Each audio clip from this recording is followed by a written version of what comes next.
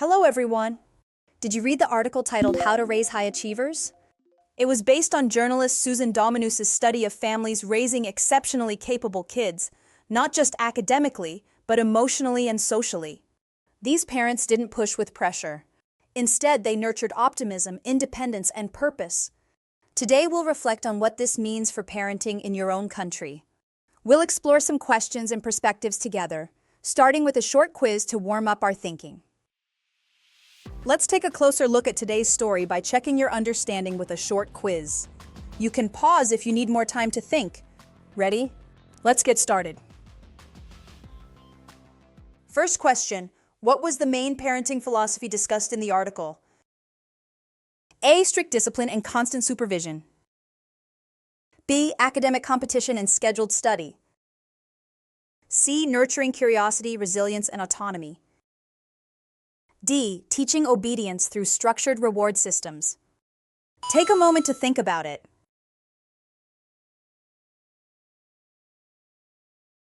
The correct answer is C.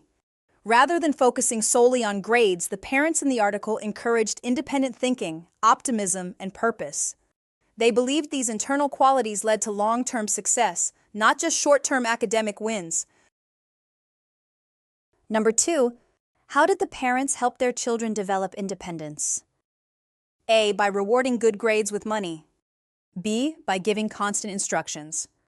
C. By stepping back and letting them struggle with small tasks. D. By hiring private coaches and tutors. Consider your answer carefully.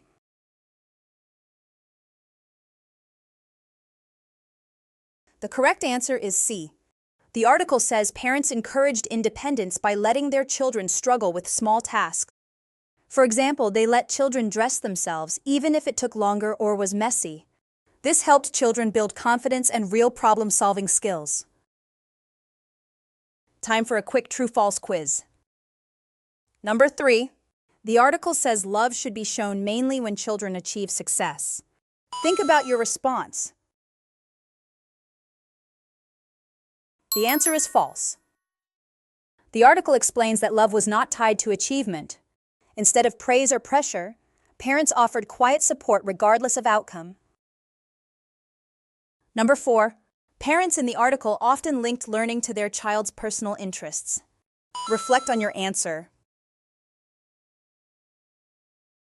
The answer is true. The article says parents explained concepts through what their children already enjoyed, like using sports examples to teach finance.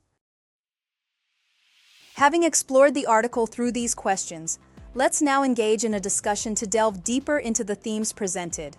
Consider the following question and share your thoughts. Here is a question for you. Do parents in your country tend to act more as coaches or guides? Which approach do you think is better and why? That's a fascinating question. I'd love to hear your take. Which approach do you think better supports children in the long run? Good one. In the UK, I think many parents try to strike a balance. When children are younger, parents often act more as guides, encouraging exploration and emotional growth. But as kids reach exam years, especially GCSEs or A-levels, some shift into a coaching mindset. Still, I personally believe the guide approach builds stronger long-term confidence. Letting children lead sometimes helps them develop ownership and decision-making skills. Also, guide-style parenting tends to reduce performance anxiety. It helps kids see setbacks as part of the process, not personal failure. Of course, some structure is helpful, but it shouldn't override autonomy. Children need to feel trusted to become resilient. Coach-style parenting gives clear direction and pushes towards specific goals, but often adds pressure. The guide approach focuses more on emotional support and long-term development. In the UK, many parents shift between these roles depending on the child's age or needs. Thanks for joining today's class.